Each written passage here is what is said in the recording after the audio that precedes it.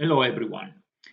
Before we get into the heart of ecohydrology, it's useful to review a little bit of thermodynamics. The reason for that is because we want to get an objective and unambiguous definition of the total water potential. This is the quantity that describes how water flows within the soil, plant, atmosphere system. So it will be very important, at least in the first part of the course. So we will, this review is divided in two parts. In this section, we will see just a brief review of the laws of equilibrium thermodynamics, the first and the second law. We will obtain Gibbs equation, and we will provide a definition of the chemical potential, which is really the generalized force, the thermodynamics force for matter flow that is of interest for us. In the second set of notes and the next lecture, we will add phase changes, therefore evaporation, and a definition of the saturated vapor pressure as a function of temperature, the famous Clausius-Clapeyron equation. We will add gravitational, osmotic, and capillary effects to the chemical potential. And finally, we will give the definition of the total water potential. This is a very interesting and important subject. It's huge. It's basically dealt with in specific courses, so we will only scratch the surface here. I'm going to follow for this the very nice book by Cullen, Thermodynamics and an Introduction to Thermostatistics. I really recommend this to anyone who wants to know more about thermodynamics. Before we start, let's see if anyone recognizes the fathers of thermodynamics here.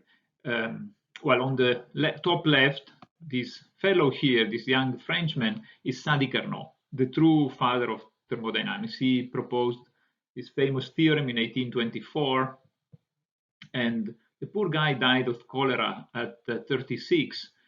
He published only one book with his famous theorem, and nobody read this book for a long time until his death. It was only afterwards that he became famous. So when some of my students complain about his papers being rejected or some others being cited more than theirs and being read more than theirs, I always remind them of Sadi Carnot as a point of reference. The second guy here is Rudolf Clausius. He's the one who invented entropy in 1865. German guy, very good guy, fought in wars, helped with the Red Cross, and then did fantastic work in thermodynamics. This guy is Kelvin, the guy of the Kelvin scale. Well, easy to guess this one, Gibbs. We will talk a lot about his work. Gibbs, one of the greatest American scientists and engineers. He is the one who invented Gibbs free energy, the chemical potential. We'll talk about him. And this fellow here is James Clerk Maxwell, another one of the greatest scientists of all time, and he did fantastic contributions also to thermodynamics. So it's interesting to see that thermodynamics is actually not a very old science. It's old, but compared, for example, to fluid mechanics, is on average 100 years younger.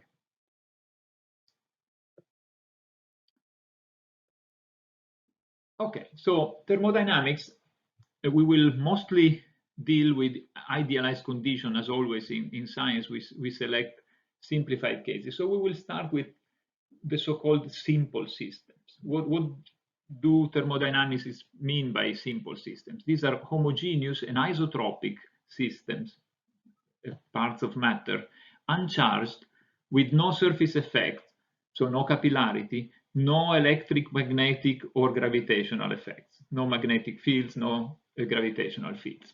So idealized condition to begin with. We will add those later on. And in these systems, for this system, we consider pure substances, so matter with the same chemical composition, perhaps with different phases, solid, liquid, and gas. Then, of course, one tries to make things more realistic and add, for example, the possibility of including mixtures. So we have two types of ideal mixtures, not reactive, so we're not doing chemical reactions for now.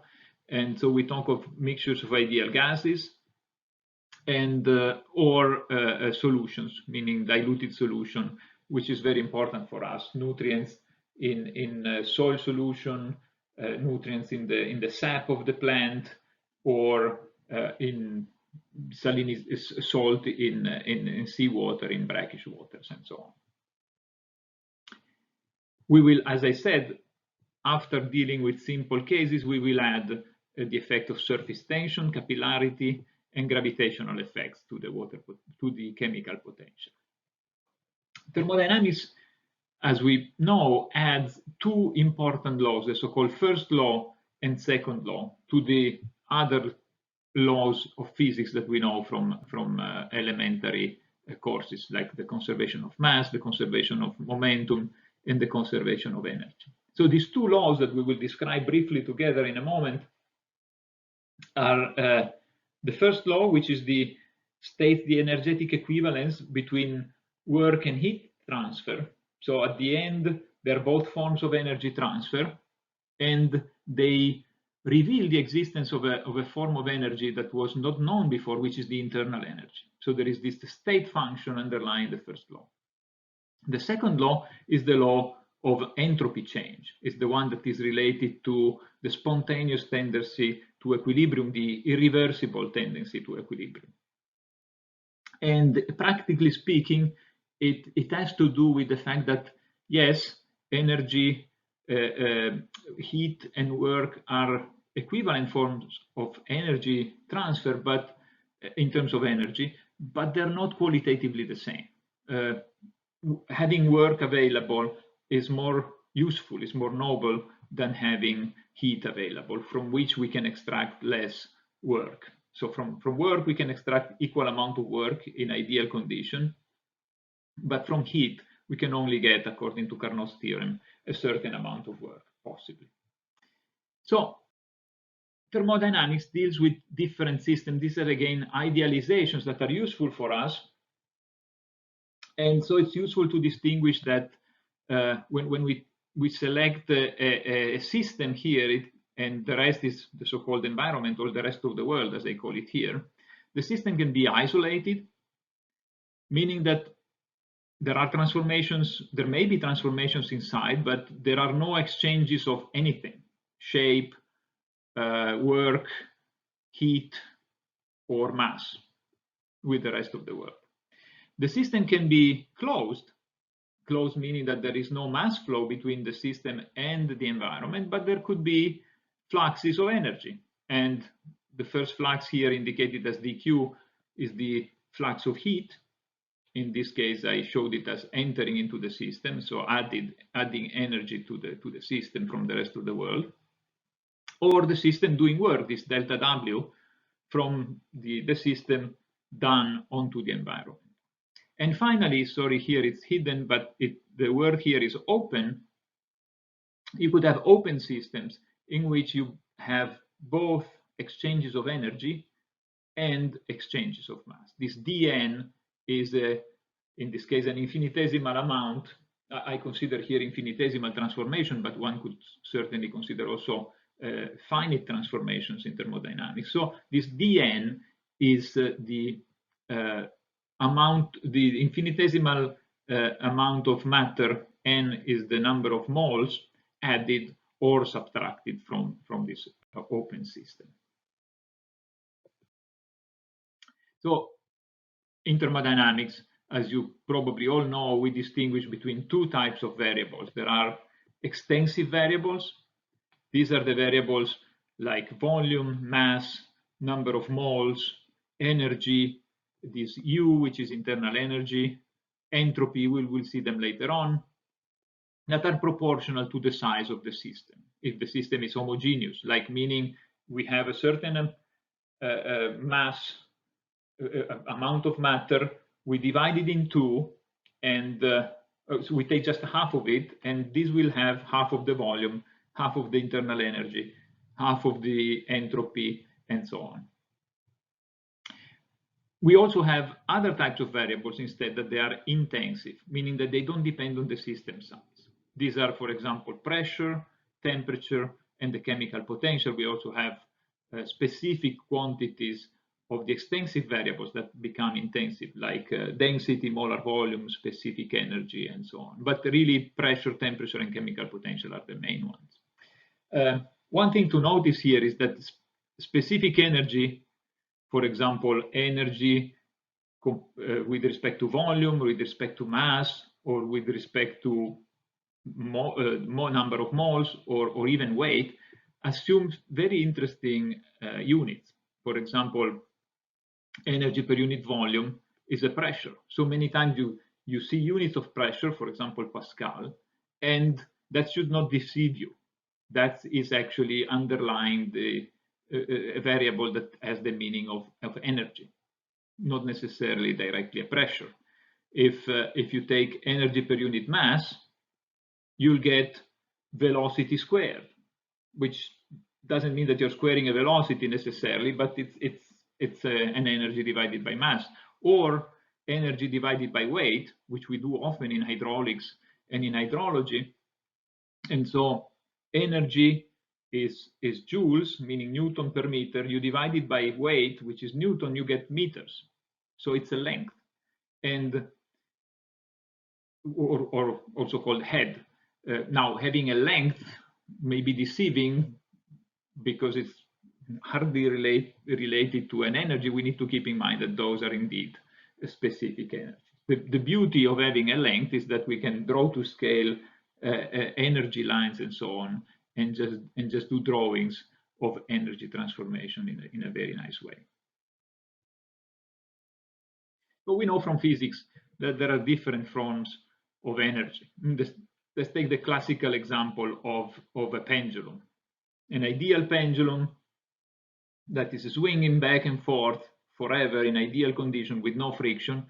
And this is a classical transformation. If you wish, it's a thermodynamic transformation, but thermodynamics doesn't really deal with this type of transformation, actually, between potential and kinetic energy. So we get maximum potential energy and zero kinetic energy, maximum kinetic energy and lowest potential energy, and so forth.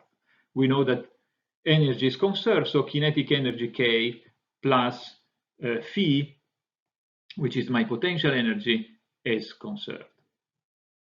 Thermodynamics actually, oh, and I was forgetting, we of course use joules for units of energy, and we can calculate stuff like how much energy do you need to spend to come to visit me on the 4th floor to ask me questions about ecohydrology and so on, to work against the potential field. Thermodynamics focuses on another form of energy, not much potential, not much kinetic energy, but on internal energy. Let's see how this comes about in a very simple way. Let's reconsider our example of the pendulum, but this time let's add friction to it. So the pendulum starts, and then slowly, because of the friction with the air or whatever fluid is immersed in, starts dampening, and it reaches an equilibrium at the lowest point. So we know there is energy conservation. Where is the kinetic energy gone? And why is potential energy now at a minimum? Well, it means that we need to have another form of energy. Somehow that energy has gone either into the environment, or both into the environment and into the pendulum itself, in a hidden form, which we call internal energy, U. I use capital U for extensive quantities. If we use a specific variable, this will be a small u. Okay, so internal energy, we know from physics, is the sum of kinetic energy of thermal molecular motion, so the so-called thermal energy, and all sorts of potential energy due to molecular, atomic, and nuclear interactions. Stuff that it's hidden, as I said, it's internal because we don't see it. And this is why it took a long time for physicists to recognize it, whereas kinetic and potential energy were known much earlier because they were visible macroscopically. So one thing to notice is that thermodynamics, although in reality total energy has different forms, but at least in mechanics is kinetic, potential, Sorry, here I'm using P instead of phi in the previous slides. Don't get confused here. So P here is the potential energy plus internal energy. In reality, thermodynamics really doesn't deal with motion much. That's in the domain of fluid mechanics, of dynamics, and so on. So in thermodynamics, typically K and P are considered zero, and we just focus on internal energy. So transformations of total energy, these changes D in E total, are actually just transformation in internal energy, because we neglect K and P, kinetic energy and potential. And keep that in mind. People usually don't say that, but it's important to consider it. We're doing equilibrium thermodynamics or near equilibrium thermodynamics, which means that you don't really have much motion in this condition. So we are ready to state the first law of thermodynamics, at least for closed system. As I said before, the first law states the energetic equivalence of work and heat fluxes during thermodynamic transformation. And it implies, as I said, also the existence of a new state function that describes the state of the system, which is the internal energy, U. So since it is a state function, it really doesn't depend on how the transformation is done, but only depends on the beginning and the end of the transformation, that function U. And in formulas, this is how we can write the first law for infinitesimal transformation, meaning that for a system that is closed, meaning that it doesn't exchange mass, the change in internal energy can be brought about by adding or subtracting heat, dq, or adding or subtracting energy in the form of work, dw. Okay, there are only these two ways to change the internal energy of the system. Conventionally, we are looking at things, we're looking at internal energy from the point of view of the system. So if we do work on the system, we give energy to it, and so dW is positive when work is done on the system. And the same for heat flux. When we add energy as heat to the system, the heat flux is positive. The heat flux is negative when the heat goes from the heat, or the energy better, goes from the system into the environment. Okay, let's reflect a little bit more. This is really a crucial point of thermodynamics. Let's reflect a little bit more on equilibrium conditions, meaning conditions that we obtain if we leave a system isolated for a long time and we observe it in those conditions, and the spontaneous tendency towards equilibrium. Let's consider isolated systems. Okay, so the picture is here of an isolated system which is composite, meaning divided by a thermodynamic wall here. So we have this is the whole system, the rest is the environment, but this is isolated. And we have a part that is hot and a part that is cold. And to keep this, we have a so-called adiabatic wall, something that keeps energy from flowing from the internal energy from flowing from the hot to the cold, as we know. Okay, so this is configuration number one. Imagine that I show you this configuration of an isolated system. And then the other one is this one, where the same amount of matter, let's say this could be a room, so this could be a cup of coffee, and this could be the air around the cup of coffee. Let's say that in the room there is only a cup of coffee, okay, and the surrounding area, nothing else.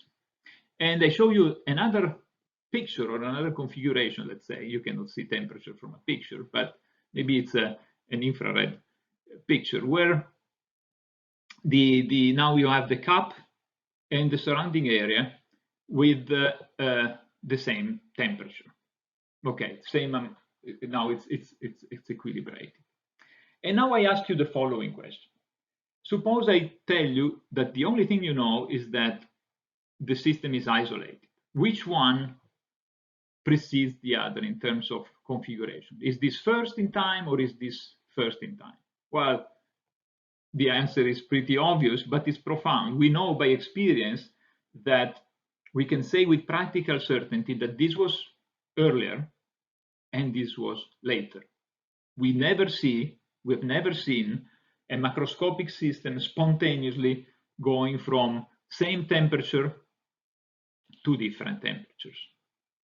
And so we never see a cup in equilibrium with the environment warming up and taking heat from the rest of the room. So, but this is extremely profound because it points to the so-called arrow of time defined by Eddington in 1828, which is basically related to the second law of thermodynamics as Kelvin stated it, which is impossible to transfer heat to a higher temperature from a lower temperature by only doing heat transfer. To do this, you need to do work. You need to act on the system. You need to spend energy. This doesn't happen spontaneously. So there is this irreversible approach to equilibrium, spontaneous and irreversible in the sense that you don't go back. I mean, you can go back, but you can only go back by doing work, by doing something, which in turns affect the environment and never leaves the whole universe the same. Okay, so this is extremely important because it logically begs for a new variable, a new quantity. So if we only look at internal energy, the previous picture doesn't tell us much. The hot cup and the surrounding area, cold, at the beginning, have totally the same amount of energy that they will have at the end if the room is fully isolated, fully insulated. The total energy will exactly be the same. So if we track internal energy, that doesn't change, the total. Okay, there is this flow of energy from the cup to the environment, but globally nothing has changed. So there needs to be another global variable that increases or decreases, but we choose it to be an increasing function as we approach equilibrium. Something that as time grows, also that variable grows. Okay, so it follows the arrow of time, and it reaching, and we also choose it in a way that it reaches a maximum at equilibrium. Okay, so that quantity is the famous entropy introduced by Clausius in 1865, and for a simple mechanical system, it's a function of internal energy, volume, and the quantity of matter, this number of moles, n. Okay, so that's the second important state variable that thermodynamics introduces on top of internal energy. Okay, it's a positive function, and it is additive as were the other ones, meaning that it's an extensive quantity. So if you double the amount of substance in the same condition, you also double the entropy. So let's do a little bit of math, nothing too profound. Thermodynamics doesn't have very complicated mathematics usually, apart from some multivariate calculus, at least equilibrium thermodynamics, but it's the conceptual part that is really more difficult, that requires lots of thinking and understanding. So let's try to just go slowly here, and I'm following Cullen. This is taken from his book on page 43, where we do the analysis, a quantitative analysis of this transformation. So we have an isolated system which is composite, meaning two parts in equilibrium with this wall. Then we remove the wall. We wait a long, meaning infinite time until we get the equilibrium, and you compare the two.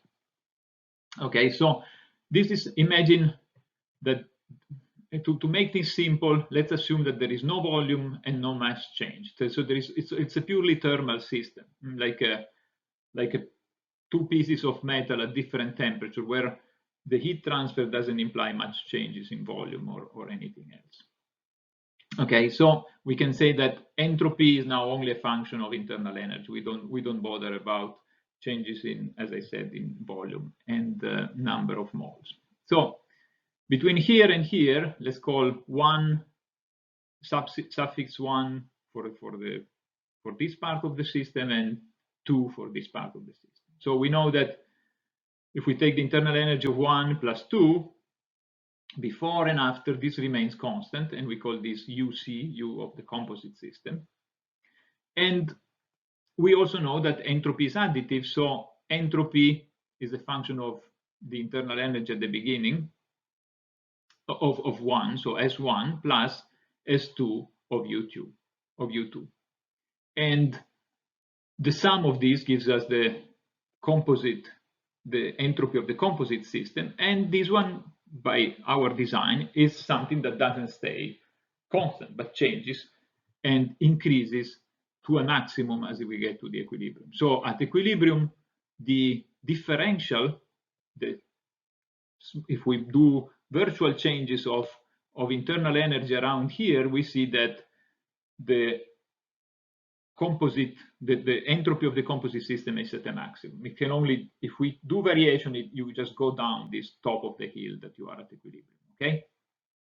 So let's assume that we do small changes, only small energy changes. So this is just a slightly higher temperature than this one, and these are the same temperatures, but we only change, there is internal energy changing from here to here and internal energy changing from here to here, but those are infinitesimal. So we speak of the infinitesimals. Okay, so the change, the DSC, the infinitesimal change of composite entropy, it's the change it's the sum of the two changes here and here.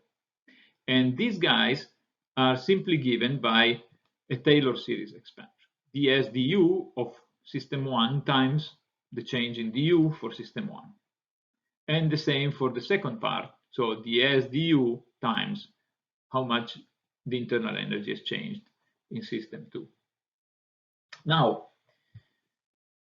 we have conservation of energy. So the amount of internal energy that we lose from here and that goes here is the same as the amount of energy that this guy gains. And so the change in U1 must be equal, but with opposite sign, to the change in U2. And let's just call this a generic change in du. Now, this du here is now hidden behind my picture here. So we can rewrite this equation as this guy minus this guy, because we use instead of du, we use minus du. And so we collect du, which is gone here behind the picture. Sorry about that. And we have this result here. Now we can see it clearly. Okay, so this is the change in composite entropy. Now, as we do the transformation reaches equilibrium. We have stipulated that at equilibrium entropy is at a maximum, therefore DSC must be 0. And for this to be 0, since the change of internal energy is finite, it's infinitesimal, but it's not 0, it has this to be, that has to be 0, which means that this guy must be equal to this guy. That is the condition of equilibrium. And we know from thermodynamics that the derivative of entropy with respect to internal energy, that the slope of that function, is nothing but the inverse temperature, which is called beta, which is 1 over T, which basically tells us that at equilibrium, the temperatures are the same. T1 equals to T2, or the inverse temperatures are the same.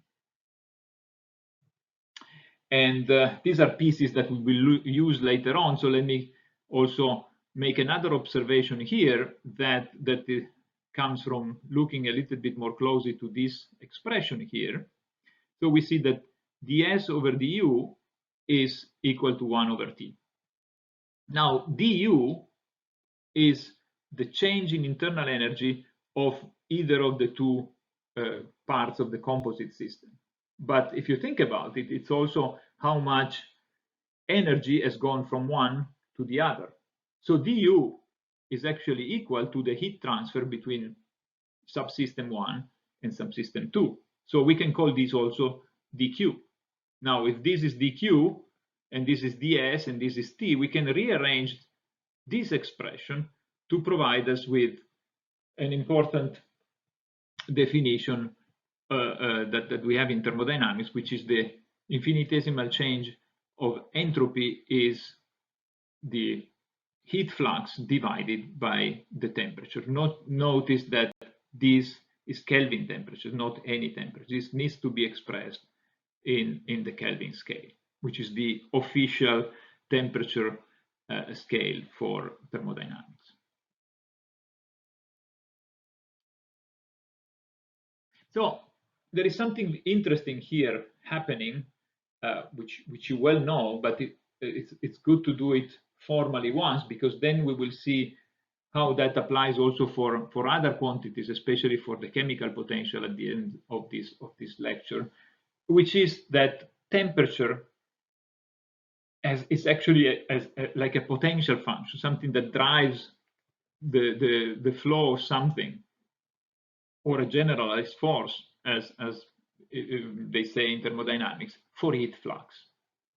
Okay, so let's reconsider our system here. So let's say that this is hot, T1 is greater than T2, and then at the end, once we have reached equilibrium, the two temperatures are the same, let's say T. And so let's reconsider our expressions that we just derived before. So this is just differentials, then we substituted. We've done this before, okay?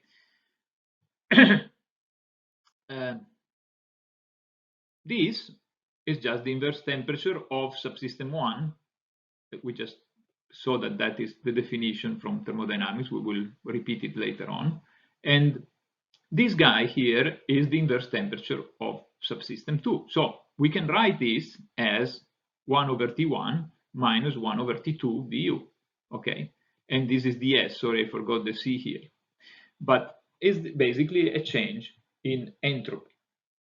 Now, if we are approaching equilibrium, so if we go from here to here, according to this arrow of time and the stipulation that entropy has to increase toward equilibrium, this guy here has to be positive.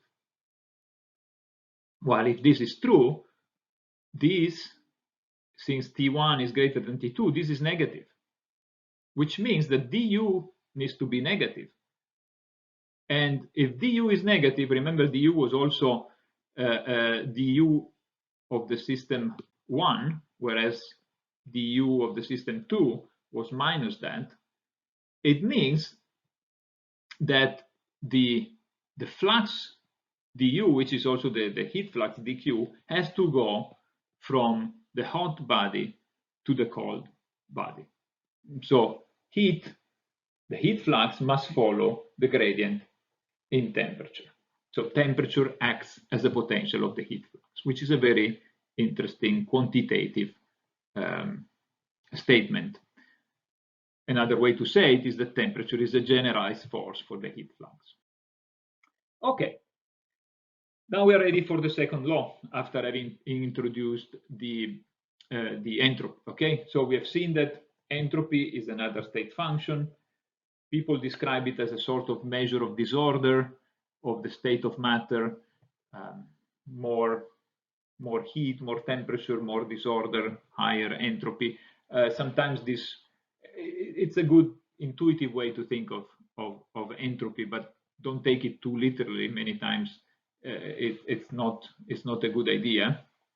What is really for us is the quantity associated to the tendency to the approach to equilibrium for an isolated system.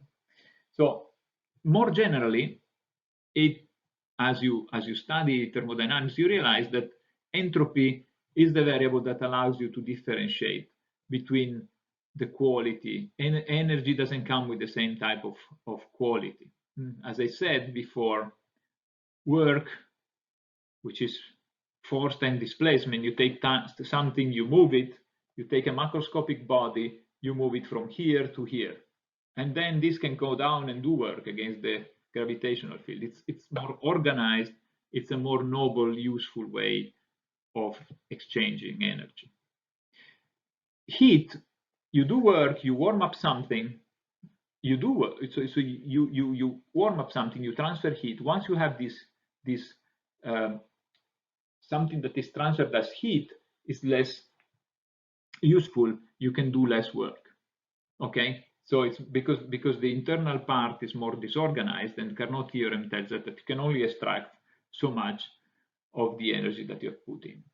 Well, long story short, if you write down the entropy balance, so for a system in general, you will see that the changes in entropy can be, first of all, entropy is not conserved. And secondly, you can see that the changes in entropy are typically due to two sources, to two causes. One is a flux of entropy. It's entropy that we add or subtract to the system, something that comes from outside or is given to the outside in a true transport process. So if only this was present, entropy would be a conserved quantity. The fact is that there is another part of entropy change, which is the entropy production, which is like a spring of entropy. It's something that comes from just doing the transformation, the reversible transformation, and entropy increases because there is this internal spring that generates entropy as time passes toward and as the system gets towards equilibrium. Okay, there are two ways to get flux of entropy. If the system is closed, you can only get entropy in and out if you add or subtract energy as heat. Once we will open the system, we will see that the flux of entropy can also be produced by adding or subtracting mass. The mass that you add or subtract from the system carries its own entropy, and that will change the total entropy of the system, of course. Okay, but what needs to be clear is that the entropy production, the sigma here, this spring of entropy, only takes place because you have an irreversible transformation towards equilibrium. We will see in a moment that if you do special transformations that are very, very slow, where basically you can avoid friction and you go so slowly that you don't create any disorder, then you can assume that this guy is practically zero and we live in this ideal world of reversible transformation that don't produce entropy. We will talk about that in a moment. So let me put everything here. So we have these special cases of transformation done very, very slowly, which basically never exist, are idealized, like the ideal gas, like the perfect fluid in fluid mechanics, or the frictionless pendulum that I've described before. Those are idealizations that physics has produced to understand what goes on in this special condition. You use them as benchmarks. So the same as done thermodynamics. So thermodynamics considers these reversible transformations that are these quasi-static ideal processes, transformations that are between sequence of equilibrium states. So you say that you push air into a piston, you compress air, but you do it so slowly that at each infinitesimal time you let the air equilibrate inside the piston. You do it so slowly that you don't create vortices, you don't create in practice any shear, any dissipation, and so you do it by not wasting any energy. All the work has gone into compression.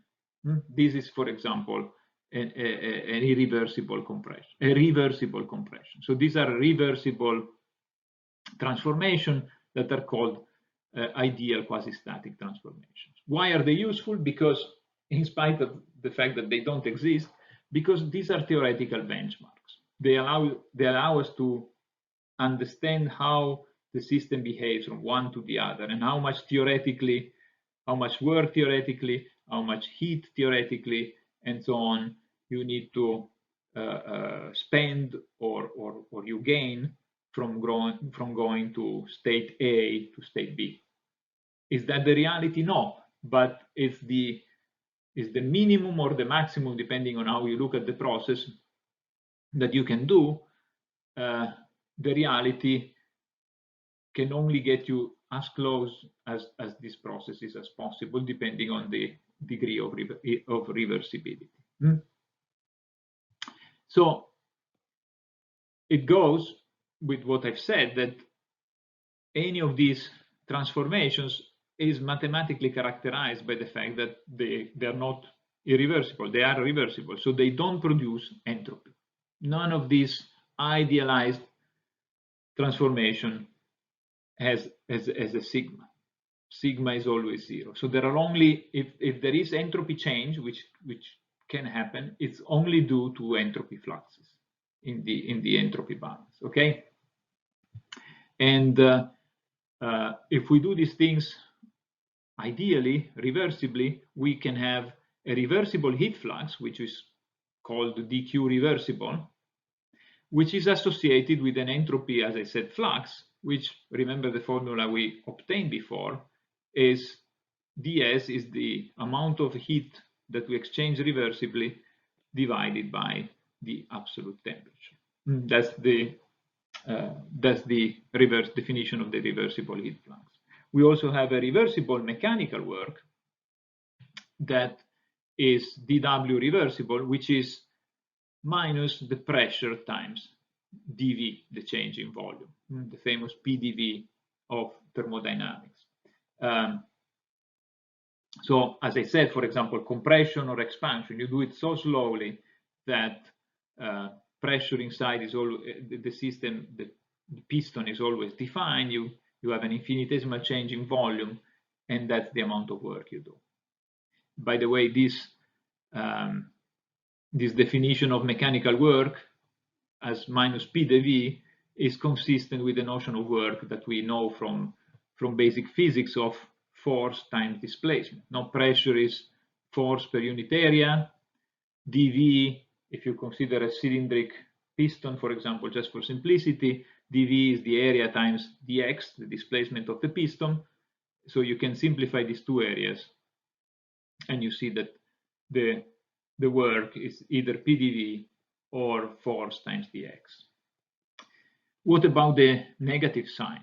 Well, the negative sign comes from the fact that pressure inside the system is, the piston is positive. If we increase the volume of the system, it means that say that we're considering a piston. So the piston is expanding, the volume is increasing. The system is actually, because it's expanding, is pushing against the rest of the world, against the universe. And so it's doing work on the rest of the system. So it's actually losing energy. So PDV is work done on the outside, and our convention was that the positive work is actually the one that is done on the system. That's why the reason of this, that's the reason for this minus sign. That's all. So now we're ready to derive the famous Gibbs equation. We'll start with the closed system, a system that can exchange energy by heat and work, but cannot exchange mass. And of course, only considering reversible transformation. So what Gibbs did is to notice that you can combine the two laws for reversible transformation. For the first law, we can write the change in internal energy du given by the reversible heat flux dq reversible minus p dv, which is the mechanical work. If we look at that in combination with the second law, which is simply now ds equals to dq reversible over temperature, this is the heat flux. There is no entropy production because we're only doing reversible transformation. We see that these two equations can actually be combined if we eliminate dq reversible from both.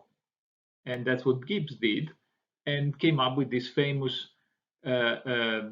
combination of the two laws, which is the Gibbs equation, du equals TdS, the reversible heat flux, minus PdV, the mechanical work. That's in the first page of his famous paper on thermodynamics. So when we open the system, we have to consider that we have some extra possibilities. So if we add mass or we subtract mass from the system, now the internal energy changes, not just because we can do work or we can add or subtract heat, but also because we add mass with some internal energy, so we add energy by just adding mass, but also because we do work to do that. And doing work, we basically push the mass into the system against the internal pressure, and by that we change its internal energy. So in formulas, what we really obtain is that the first law becomes like this. So du is dq reversible minus pdv. This is what we had for a closed system. But for an open system, we get this new term here, which is related to the fact that we are adding dn moles of matter. And you see here the two reasons for the change. So little u is just the specific internal energy, molar specific internal energy. So u dn is simply this guy, the amount of energy that we have added simply because we're adding mass or subtracting mass, okay? But this term here is interesting, and it's exactly the change in internal energy due to the work that we do exactly to add that amount of mass. So it's P, this epsilon here, little v is molar volume. So it's P little v volume per moles times dn. Okay, so the example that I always make is, how much energy do you have in a classroom when you add one more person? Well, you have the energy of the person that enters in the system, but it's also the energy of that person that has to enter and make space, and maybe people have to move around to make space and accommodate the new person that has to sit. So that's the second term here.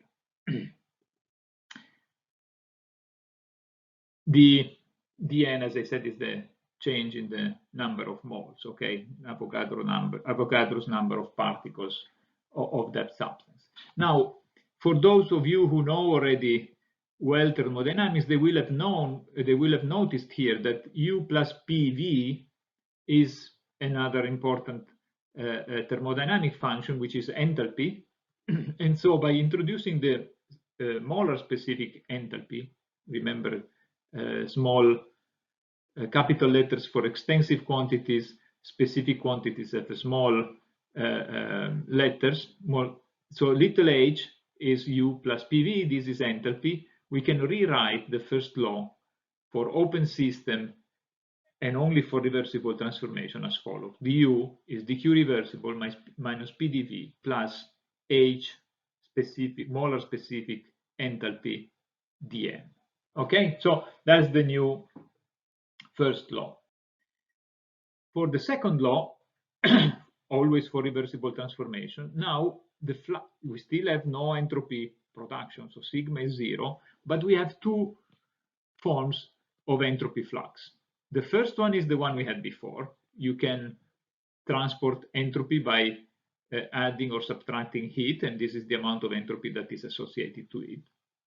But also by adding or taking away mass, we also add or take away entropy. And so little s is the specific molar entropy times dn. This is the amount of entropy carried by that mass. Now, this is the only piece that we have extra, because when we do work reversibly to add against the internal pressure, remember, work doesn't really carry entropy itself. So in this case, we see no traces of that second term of the first law into the second law, that term that had the enthalpy as we saw before. And then the game is the same as we did before with with the Gibbs equation for closed system, but now combining the second law and the first law and eliminating the Q reversible, we get du TdS minus PdV, that's what we had before, plus another term, which is H minus St. S is the molar entropy, T is temperature times Dn. And now, if we call this H minus St Gibbs free energy, or the chemical or electrochemical potential of Gibbs, mu, we can rewrite the Gibbs equation for an open system in this form. du is TdS minus PdV plus mu dn. Okay, this enthalpy minus entropy times temperature, for those who know thermodynamics already, this is nothing but the Gibbs free energy. And in our case, it's a little g here because it's Gibbs free energy per unit mole. Okay, so this is a beautiful way to obtain Gibbs equation, and at the same time, it gives you the definition of the chemical potential of Gibbs, which will play an extremely important role in what follows, and it's an extremely important quantity in chemical physics and many other fields. So 3 terms now. The transformation, the generic transformation for an open system has 3 terms. The change in internal energy is due to reversible heat transfer, TdS. It could be due to the fact that we are doing reversible mechanical work on it, the minus PV, or because we are playing with the amount of mass, the reversible chemical work. Now, du, this is also associated with the fact that we could have chemical transformations that for now we are not taking into account, or phase changes, or diffusion, or other things that for now we're not considering. So let me put everything here, that by rewriting the Gibbs equation, this Gibbs equation is extremely important. You can see thermodynamics in 2 ways. You can see it from the energy point of view, in which you look at U or du, and then you have all the other terms giving rise to this change. Or you can see, and this will be the so-called energy representation of thermodynamics, or you can just invert the function u and express entropy as a function of internal energy and have the so-called entropy representation, which means that we are writing the Gibbs equation simply solving for ds and dividing by t and obtaining something like this. Okay, so that's the Gibbs equation in the entropy representation. Now, why am I doing all of this? Because I want to show you how the definition, how the thermodynamics definitions of internal variables come about. So we have an entropy function, which is a smooth function, is a function of other thermodynamic variables like internal energy, volume, and number of moles. That's all what we have for a simple mechanical system. And if we take the differential of this function, ds, we can write that the change in s is due to each of these terms separately. So it's the partial derivative of s with respect to the internal energy times the increment of internal energy, is ds dv times the integral times the increment in volume, and is the change due to of entropy due to mass exchanges. So it's ds dn times dn. Now, if we compare these two, we see what the meaning of these partial derivatives is. And we can see that ds du is the inverse temperature, ds dv is minus pt, and that ds dn is the thermodynamic definition of the chemical potential divided by temperature. So these are the so-called thermodynamic definition of the intensive variable. You can do exactly the same by considering the energy representation, and so writing this as du and then taking the differential of du, and you will see that du ds becomes t, and the other ones change accordingly. By looking more in depth at the Gibbs equation, we can also realize that the changes in temperature, pressure, and chemical potential are not totally independent, but are somehow related. So to see this, let's consider an infinitesimal amount of matter dn, and that contains an infinitesimal amount of internal energy du. If we write the amount of internal energy du, we can also write it as u dn, because u is exactly the amount of energy that we have, du, divided by the amount of moles that we have, dn. And we can do the same for entropy, which is molar specific entropy S times dn. This is simply d capital S.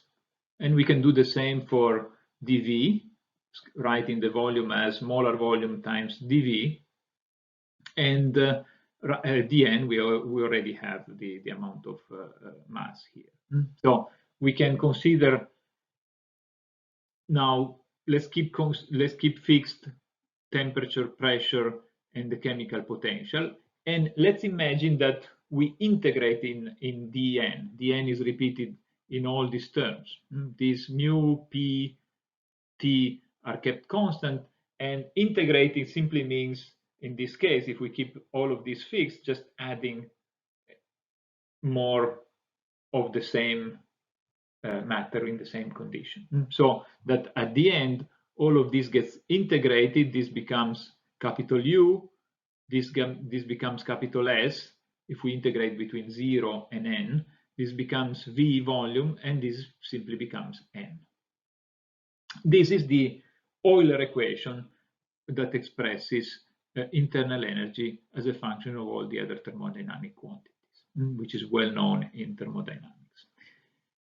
And now let's ask ourselves, what happens if we treat all of these variables independently? If we assume that we have perfect freedom, which turns out we don't have, but let's assume that we have perfect freedom of moving and changing temperature, entropy, pressure, volume, number of moles, and chemical potential. So if we do all of this changing, we can compute the differential of internal energy as follows. We have to differentiate this term with respect to the first one, and so we get dTs, and then we get Tds. Here the same, we differentiate the first term, dP times V, and then we get P times dV, and the same for the last one, d mu n and mu dn. So if this would be true if we had perfect freedom to change with respect to any of the variables. But we can also remember that we just derived an equation for du, which is Gibbs equation. And so if we now compare with the Gibbs equation for an open system that we had, if we remember it, we had du, we had this term, we had TDS, but we didn't have this. We had PDV, minus PDV, but we didn't have this, and we had this, but we didn't have that. So for this equation to be compatible with the Gibbs equation that we just obtained for a change and a reversible transformation in internal energy, the sum of this guy, and this guy needs to be 0. Exactly what is written here. Or if we want to refer to molar quantities, meaning if we divide this by n, we can write d mu is equal to little s, which is capital S divided by capital N, so molar entropy, dt, minus molar volume, dP. This is the famous Gibbs-Duhem equation that expresses the fact, as I said at the beginning, that changes in intensive quantities are not totally independent.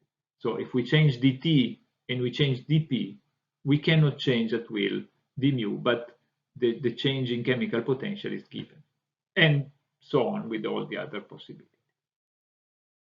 We have defined the chemical potential in a way that I hope it is clear and follows easily from the Gibbs equation. But why is this so important for us? And the reason is here in the title of this slide. The chemical potential is related to the approach to equilibrium when we allow also matter flow between parts of the system. This is similar to what we saw already with the composite system in terms of temperature, where we saw that the temperature is the generalized force for heat flux. What we are going to see here is that the chemical potential is the generalized force for matter flow. And so if we are interested in seeing how in general matter, but in specifics, water flows across the different components of the ecohydrological system, that's why the chemical potential plays a role.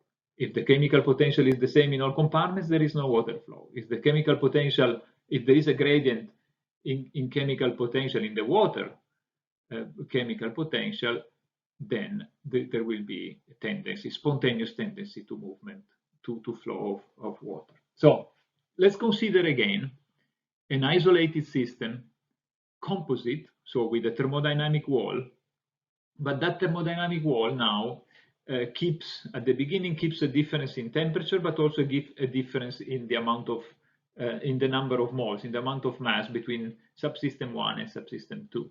And then we remove this wall that has this double function, and so there will be flux of internal energy due to the temperature difference, as we saw, and there will be also flux of matter. Okay, so there will be and we consider infinitesimal changes like before, just to simplify things. But this is not necessary. We could do finite transformation. So we have the U of subsystem 1, the U of subsystem 2, but we also have changes in the number of moles of system 1 and changes in the number of moles of system 2. We don't consider changes in volume because simply the wall doesn't change the size of the two subsystems. So in general, now the entropy is a function of internal energy, volume, and number of moles. So when we consider the changes in the entropy of the composite system, we need to sum the changes in S due to changes in U in subsystem 1 and 2. So again, the Taylor expansion, the S du of system 1 times du1 plus ds du of system 2 d2. This is what we had before for the purely thermal system. But now we also have changes due to n. So we have ds dn of system 1 times the change in number of moles of subsystem 1 plus ds dn, and sorry, this should be 2 and 2, but of what happens in system 2. I'll correct that in the slides later on. So if we remember the thermodynamic definitions, now we remember that this is the inverse temperature of subsystem 1, this is the inverse temperature of subsystem 2, and these guys are the chemical potential divided by temperature of system 1 and system 2 respectively. So we can actually rewrite the change of entropy of the composite system as the difference in inverse temperatures times du plus the difference in chemical potential divided by the respective temperatures times the change in dn, considering that dn1 and dn2 are the same and just with opposite sign. The same story as we did with du. So this means that at equilibrium dsc has to be 0,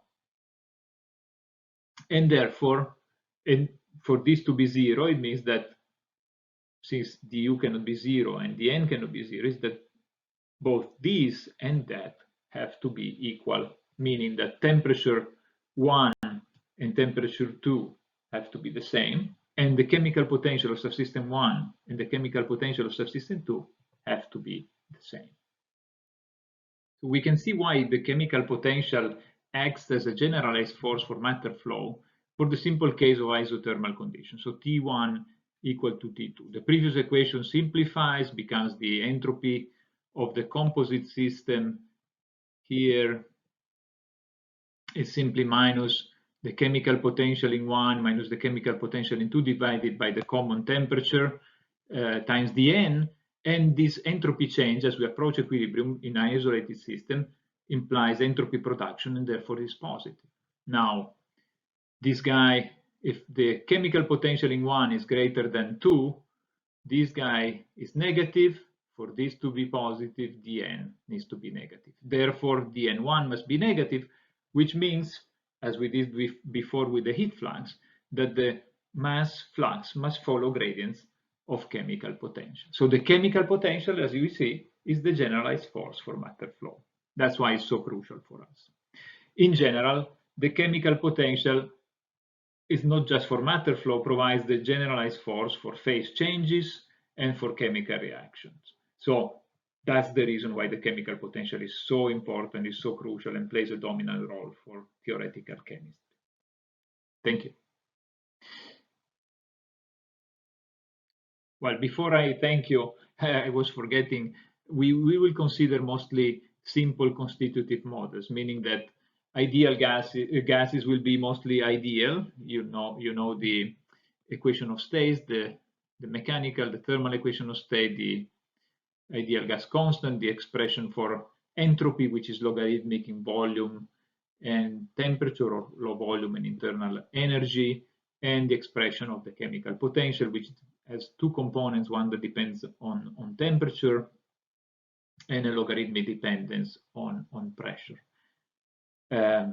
Liquids and also solids for us will be incompressible. We will not go beyond that approximation. So we will have a constant heat capacity, which is the same at constant volume, at constant pressure, it doesn't matter. Entropy will be simply a logarithmic function, either of internal energy or of temperature. And the chemical potential will have, again, a functional two terms, one that contains temperature and another one which this time is linear in pressure. So in summary, we have used the first and the second law only for the cases of quasi-static ideal transformation between states of equilibrium to obtain the Gibbs equation by combining them. The Gibbs equation in turn has given us the definition of the chemical potential, which is the generalized thermodynamics force for matter flow. That's why it really matters for us. And we saw also how it allows us to see how changes in temperature, pressure, and chemical potential are actually not independent, but they are related. And we will use that later on. This is the famous Gibbs-Duhem equation. Last but not least, some homework. This is a good time to continue our review of dynamical systems. There is a section 2.1 of the notes that contains most of this material that I've described today, references, and you can also do problems 2.1 and 2.13 to 2.15 of the notes to get a little bit more in depth on this thermodynamics concept. Thank you very much.